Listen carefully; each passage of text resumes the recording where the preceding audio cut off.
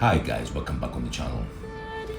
In today's video, we're gonna do, as I call it, my 100 Years War Challenge. I've shot a video like this before using Hail Caesar 2 rules, and this is my second video of, let's say, a series, and this time we're gonna test Midgard rules. What I basically do is using house rules or using some specific rules from the rule set, trying to see if the 100 Years warfare is portrayed as accurately as possible. So today we're gonna put to the challenge Midgard rules, a rule set I really like. Now Midgard rules has released one PDF with 100 Years War rules, mostly Agincourt. I don't know if you've seen it. So this Midgard rules and has to do with 100 Years War. So it's mostly Agincourt. I was part of this, let's say, PDF. I helped James with the army lists. Army lists are quite easy for the 100 Years War. They're quite generic, you know, men-at-arms and foot knights, crossbowman, longbowman, a couple of skirmish units. You can use brigands, etc. So it wasn't, that difficult. And Midgard has a quite a flexible and easy to house rule army list system. So without any delay, we're gonna check the special rules of the 100 Years War supplement, and then we're gonna put them to the test, adding a couple of things from my side. So let us start, and let's read. Now you have it in the card in front of you, the special rules of the 100 Years War PDF as written by James. So, capture of heroes. The late medieval period saw the increasing practice of capturing nobles on the field of battle for a hefty ransom. Very correct. When a hero is killed in melee combat but not from shooting, you roll 1d6. If a 1 or 2 is thrown, they have gone down fighting, and the player may now roll on the hero death in combat table. However, if a 3 to 6 is thrown, the hero has been captured. The miniature is removed, losing reputation as usual, but the player does not roll on the hero death in combat table. For simplicity, the captured hero is removed from the table and cannot be recaptured during the game. Hopefully the relatives have deep pockets. So yeah, this is a very good and realistic extra rule. Obviously most of the commanders during the 100 Years War were captured, or they were trying to capture them because of ransom. I think this will work very well also with the campaign scenario. If you're using Midgard, so you can use, you can have captured commanders who can participate in other battles, or they can capture them back, or you can have, a logistic system with money that you can pay and bring him back. So this is good also for a campaign. So yes, I agree with this. It's obviously very 100 Years of War specific. Now let's go to stakes. Stakes. This warrior unit carries sharpened stakes and can quickly use them to prepare a defense that is most effective against mounted troops. Once per game, when not engaged in combat, the unit can hammer in the stakes during its own movement phase, surrendering all its movement actions to do so. A stake marker, 1 spear throw wide, is placed directly across the front of the unit. The stakes then have the following special rules. Up to now, it's fine. Stakes do not cause any movement penalty for any troops.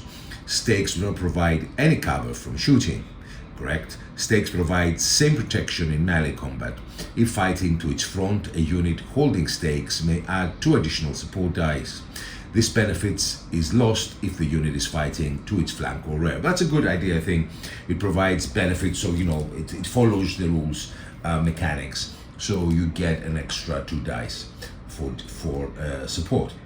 A light riders or heavy riders unit fighting an enemy unit or hero holding stakes from the front is at a disadvantage and will throw half of its usual combat dice in melee combat. This penalty does not apply if the unit holding the stakes is engaged in melee combat to its flank or rear. Yes, correct. I like the rule, obviously.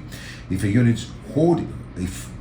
holding stakes is forced to retreat in melee combat, the stakes are considered to be trampled down and the stakes marker is removed. So yes, I agree. I think they're written very well. I have a couple of house rule additions that you will see here in this game. We're not going to play the whole game, obviously. I'm going to see how my house rule will work. Always when I'm adding house rules on specific rule set, I'm trying to add them based on the mechanics of the rule set. I don't want to make them look foreign to the mechanics and the philosophy of the author. So let's start and let's see our armies, and let's see here with the French army that we have currently. And let's start. It's a little bit of let's say an orthodox deployment, but I'm doing it for the reasons of basically showing you my house rules. So we start with the French here, where we have a unit of mounted French knights. The one spear throw for me is 12 centimeter. That's the base frontage. With a level 2 commander here, Bertrand de Clan. We have then here further on the north, we have a unit of men-at-arms, and with the 4 armor and 4 stamina. The French knights have 3 armor and 4 stamina, have 4 armor and 3 stamina. And at the top here, you have a unit of crossbowmen who have 2 armor and 4 stamina.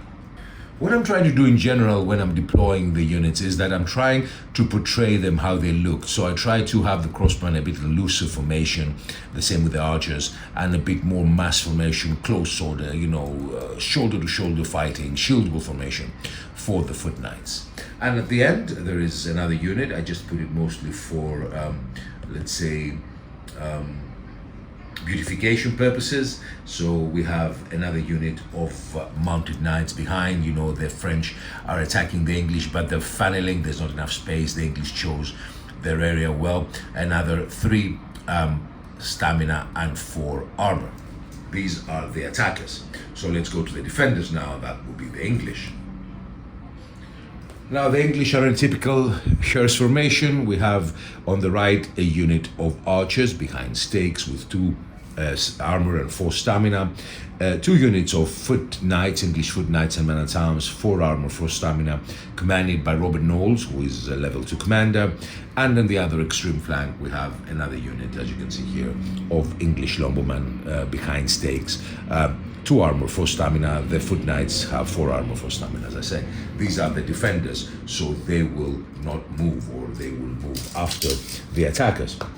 So let's start with the quick reference sheet. And actually, I want to mention this, an excellent quick reference sheet from Midgard rules. There's another one that shows us the pages also of where every rule is in the book, but I really like it. It's very helpful. So you start with giving mighty deeds to your heroes, and then we have the attackers movement. So we'll go to this one. So we'll be starting with the movement of the mounted knights, of the attackers, and that's the French. Now, the distance I have between the French and the English is a little bit more than 3 spear throws, and I will move the mounted knights 2 spear throws. I can roll for a command test and try to move them so they can attack the English longbowman without being shot at. But because I want to show you my house rules, I'm not going to do this. So we're going to move them 2 spear throws, and we're going to move them for 12 and 12, 24 centimeter. And now we're going to remove the remaining of the French force. I'm going to move the French foot 1 spear throw, and the French crossbowman. I'm not going to do a test to move them further. So both are moving 1 spear throw, and I'm going to move the remaining knights 1 spear throw as well. So I'm going to move a 1 spear throw, and we'll try to bring them as close as I can, but I think they can still they cannot give support, but I will bring them here. So now that we moved all our attackers, we have the attackers melee, but we don't have an attackers melee, so we have the movement for the defenders. We go to the English. Now the English, obviously they're in this hearse formation, they're not willing to move, and we go to a defenders melee. Again, we don't have defenders melee because the English are not willing to move. And now we're going to go to shooting. Now, shooting phase is the 6 sub-phase of every turn, and shooting any units and heroes that do not have a shot marker carry out shooting one at a time, starting with the defender. Shooting alternates between the defender and the attacker unit. All units and heroes have shot. So we have shooting now, and we have against them. We start with the defenders, and let's go to the English who are in the north, the English longbowmen, not the ones who are in front of us. Now, the English longbows will shoot against the crossbows. The crossbows are outside the killing zone. As per the rules, the English archers shoot with half the dice if their target is outside their killing zone. So the English have 8 dice for shooting, they will roll 4. And this is where my first house rule is coming. I'll use some tokens from Umbrella Crowns. I know that Midgard has some amazing tokens. I want to use them for my Poitiers battle in Greece. Here the post is a bit difficult. I think I will talk to James about this. So let's use 1 token. I will use this token and I will put it behind the English. Now the English will shoot my first house rule, and that's called Arrow Storm. Arrow Storm was something that was really devastating during the 100 Years' War. Maybe it was not that effective in killing, but it was very effective in creating havoc, like happened in Agincourt and Crecy. So the rule that, as I said, always the house rule will be based on the rule's mechanics, so it won't look unfamiliar. So as per my rule, the Arrow Storm, English longbowmen can shoot with their full dice capacity once per battle outside their killing zone. So 2 or 3 ST, that is their shooting distance, they will be able to shoot once. So this will be called Arrow Storm. The unit will get a card and then he cannot do it again. I think this is a quite easy rule to remember. It makes a little bit of sense, although the deadliest shooting was the shooting before the charge, where the English were shooting in close range, but Arrow Storm had its effects. So very close to the rules, Arrow Storm shooting with full capacity of dice outside their killing zone once per battle for longbowmen. So the longbowmen will shoot, and let's see what's going to happen. So the longbows, I have 8 dice. They're using Arrow Storm +1 for being marksmen, and they need to hit with a 5 and a 6. So they roll terribly. They roll only 1-5, and that would mean that the crossbowmen have 1 hit. The crossbowmen don't have commanders, and that means that the crossbowmen now have to take a command test in order to see if they're going to be pushed back. 1 hit, the crossbowmen have an armor of 2, and that means that 1 hit doesn't remove any stamina. So the armor of 2, 1 hit doesn't remove any stamina. So they have to roll 1 command to see if they will be pushed back. They're not pushed back. So very, very bad shooting Arrow Storm for the English. So the English Arrow Storm, they inflicted 1 hit, but it never really materialized. The crossbowmen were never pushed back, but the Arrow Storm wasted very bad shooting from the English.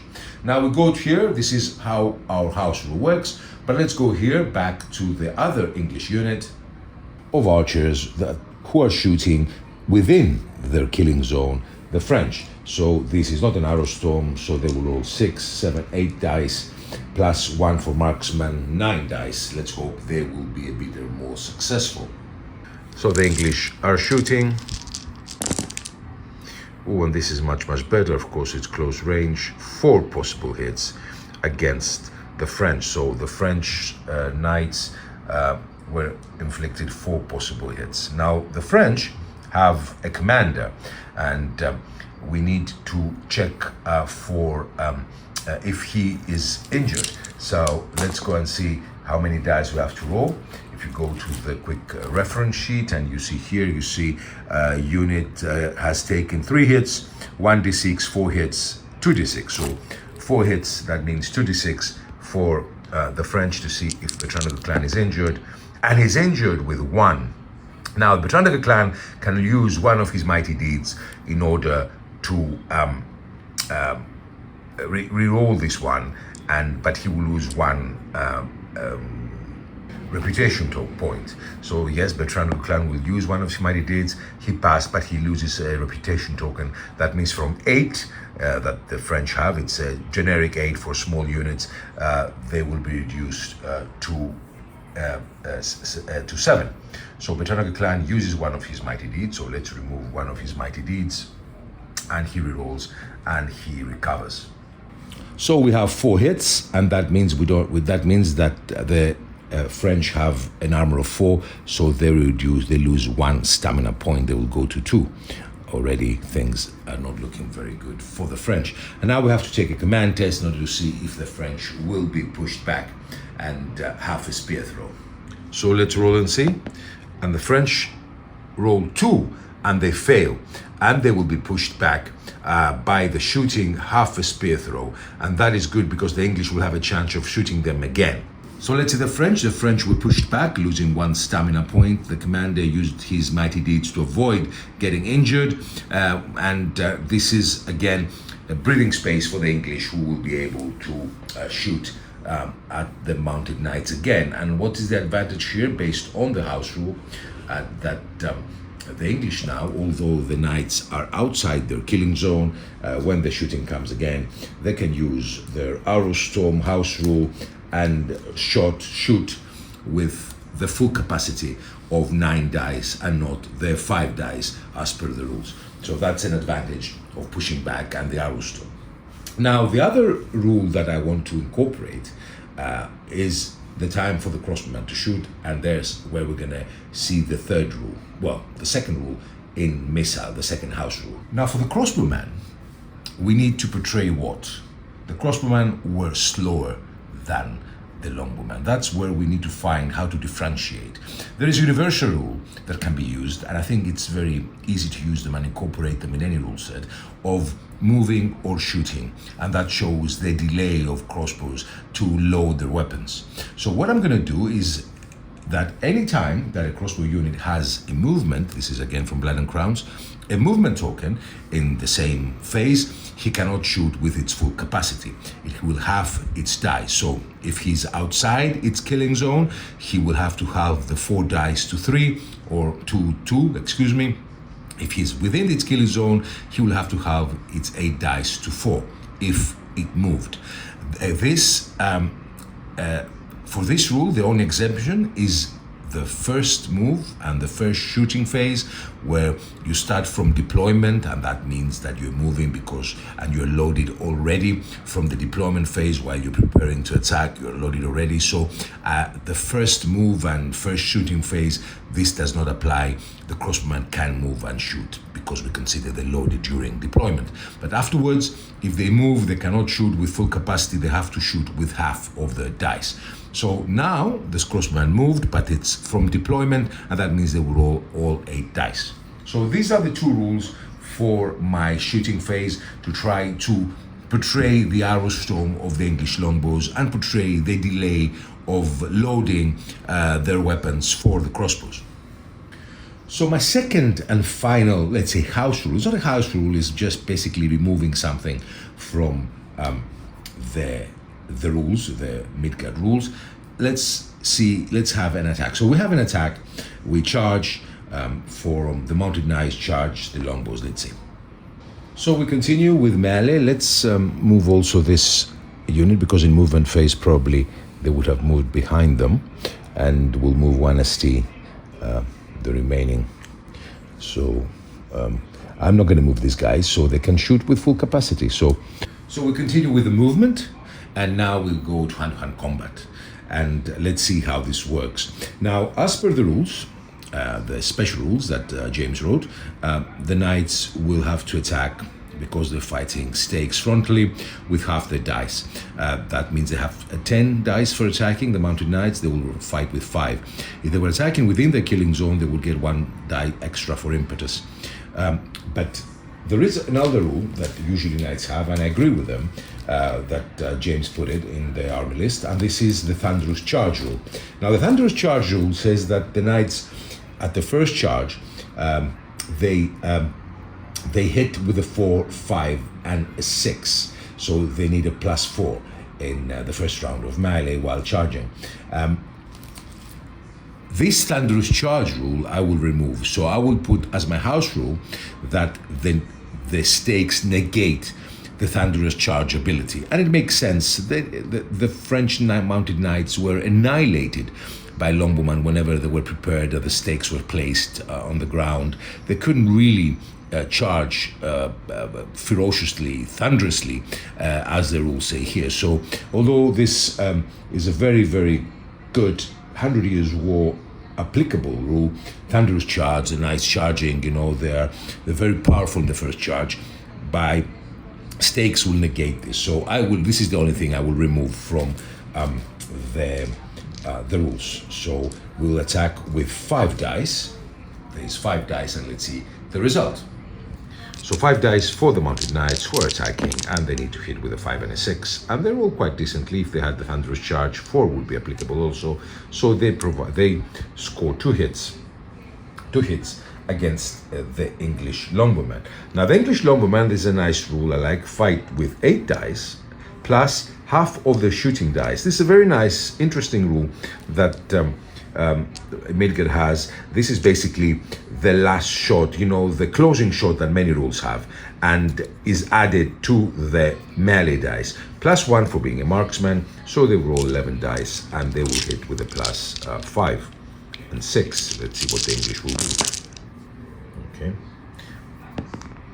So they have 3 hits. 3 hits, 5, 5, and a 6, 6. So 3 hits the English scored against the French.